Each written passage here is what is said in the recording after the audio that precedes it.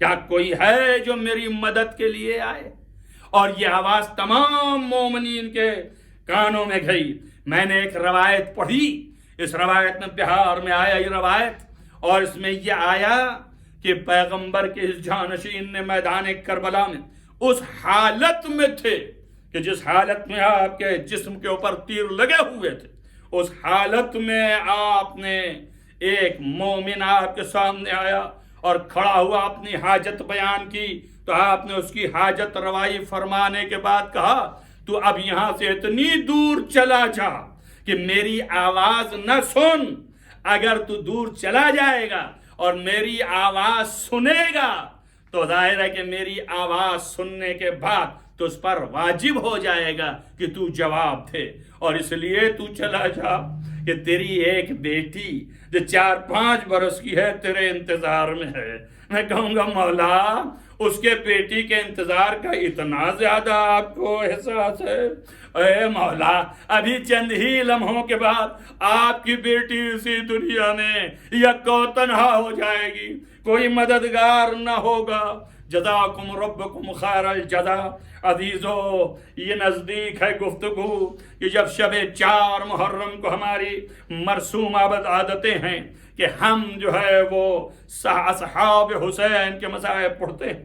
عزیزو لکھا ہے کہ حضرت امام حسین علیہ السلام جب اس مشکلوں میں مبتلا ہوئے تو آپ نے اپنے لوگوں کو جمع کرنا شروع کیا جو صاحبان ایمان تھے، اور ان میں سے جو صاحبان ایمان قوی تھے ان میں سے ایک فرد حبیب ابن مظاہر ہیں، جن کی محبت کا یہ عالم تھا کہ لکھا یہ جاتا ہے کہ امام حسین سے چند سال بڑے تھے، لیکن امام حسین سے اس قدر محبت کرتے تھے کہ امام حسین کے پیر کی خاک کو اٹھا کے اپنے سر پر ڈالتے تھے۔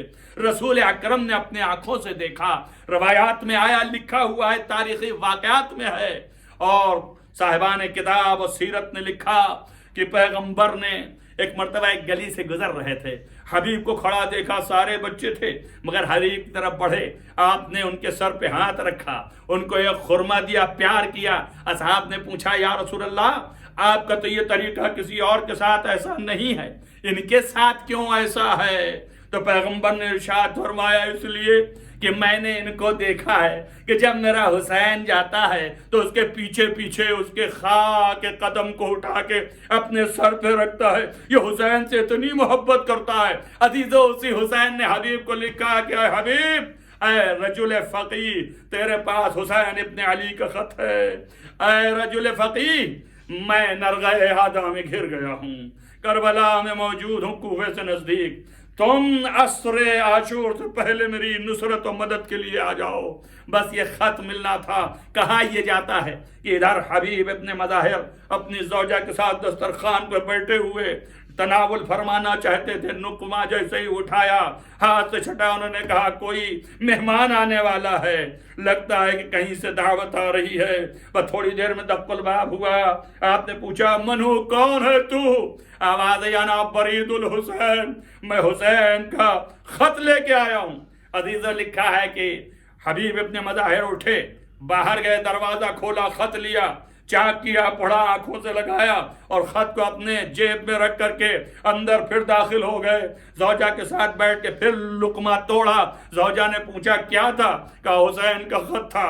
کہا کیا لکھا ہے؟ کہا لکھا ہے کہ میں ظالموں کے درمیان گھر چکا ہوں، حبیب میری مدد کے لیے آؤ۔ تو زوجہ نے کہا پھر کیا ارادہ ہے؟ ان کا ہم سے کیا مطلب ہے؟ 2 لوگ جنگ ہو رہی ہے، میں 2 شہزادوں کی جنگ میں بیچ میں کیسے پڑھوں؟ بس ایک مرتبہ زوجہ کھڑی ہو گئی کہ سبحان اللہ، تم یہ لو میری رضا اوڑھ لو اور یہ چوڑیاں تم پہن لو، فرزند رسول نصرت کے لیے بلا رہا ہے اور تم ایسا کہہ رہے ہو۔ حبیب کڑے ہوئے کڑک کے کہ میں تو تیرا امتحان لے رہا تھا۔ کیوں؟ اس لیے کہ کوفے کے حالات بڑے خراب تھے اور عورتیں ادھر سے ادھر ہو رہی تھیں، لیکن جو عورتیں آل محمد کی چاہنے والی تھیں ان کے دل میں محبت اور ایمان مستحکم و مسلسل اس قدر بیٹھا ہوا تھا کہ ایک مرتبہ حبیب ابن مظاہر نے کہا ایسا نہیں ہے، میں جاتا ہوں، اب تو آپ صاحب اختیار، تو کیا کرے گی؟ اس نے کہا میں خاک پھاک کے زندہ رہوں گی، لیکن فرزند رسول کی مدد میں کوتاہی نہ کر۔ اپنے نوکر کو حکم دیا کہ یہ سوار گھوڑے کو لے کے جا اور فلاں گلی پہ کھڑا ہو. کیوں؟ اس لیے کہ کوفے کے حالات بڑے خراب ہیں، پتہ نہ پائے کوئی میں آہستہ سے آتا ہوں. عزیزو چھپتے چھپاتے حبیب ابن مظاہر پہنچے. وہاں پر ایک بات اور لکھی ملتی ہے، وہ یہ ملتی ہے کہ ابھی آنے میں حبیب کے دیری ہوئی تو گھوڑے کے کان میں غلام کہتا ہوا نظر آیا کہ اے گھوڑا گھبرا نہیں، اگر تیرا سوار نہ آئے گا تو میں تجھ پر سوار ہو کے فرزند رسول کی مدد کرنے جاؤں گا.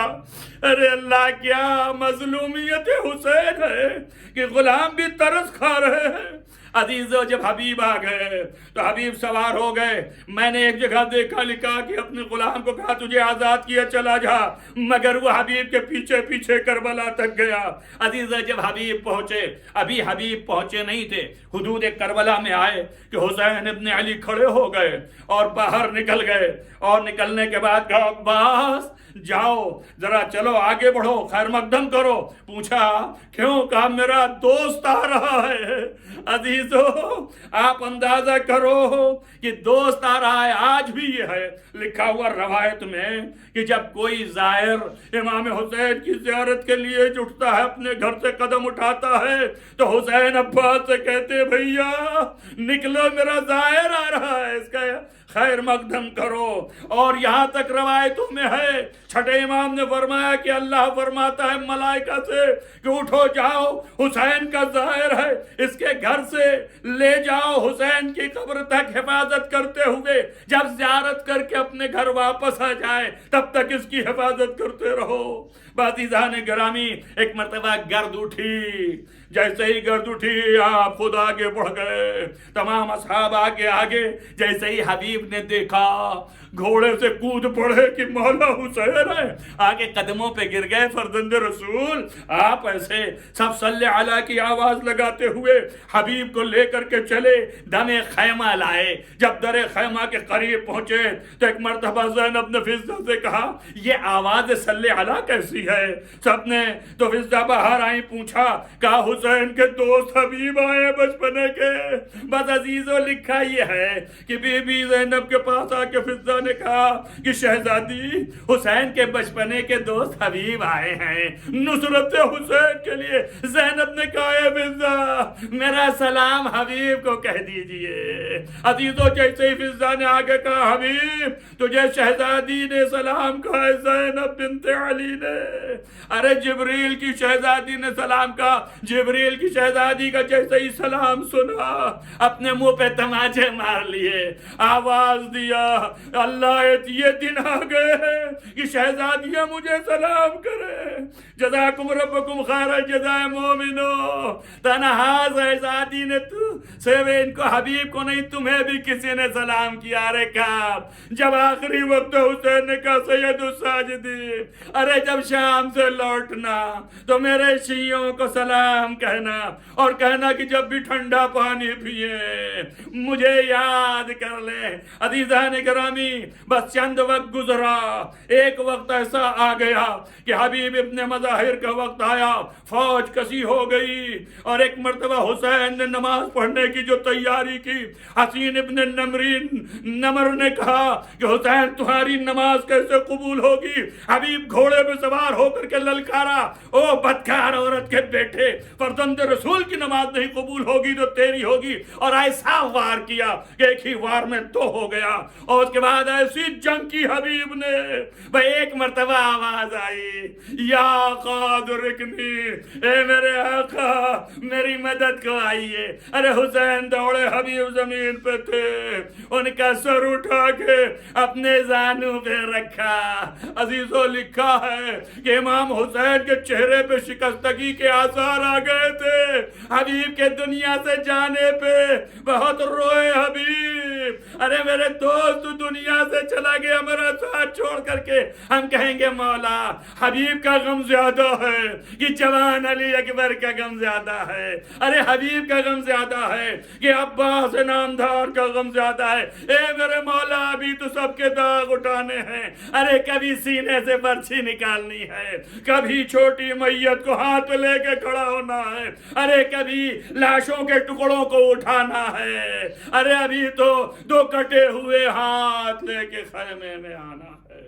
سيعلم الذين ظلموا أن ينقلبوا منقلبون اللهم إني أسألك بحق فاطمة وأبيها وبالها وبنيها وسر المستودع فيها أن تصلي على محمد وآل محمد بارے رہا تجھے واسطہ ہے محمد و آل محمد کے معبود، گناہان کبیرہ و صغیرہ عفو فرما، نیک اعمال کی توفیق عنایت فرما، بارے جہاں جہاں بھی محبان آل محمد ان کو حفظ و امان میں رکھ، روضہ مقدس کی حفاظت فرما، بارے تجھے واسطہ ہے محمد و آل محمد کا معبود، تمام مریضوں کو شفا عنایت فرما، جن جن لوگوں نے دعاؤں کے لیے کہا ان کی دعائیں مستجاب فرما، حوائج شرعیہ کو برلا، عزاداری کو قائم و دائم رکھ، بار الہ تمام مرنے والے مرحومین جو محبان آل محمد سے ان کو جوار معصوم میں جگہ عنایت فرما، بار اس بیماری اور اس وبا کو نیست و نابود فرما،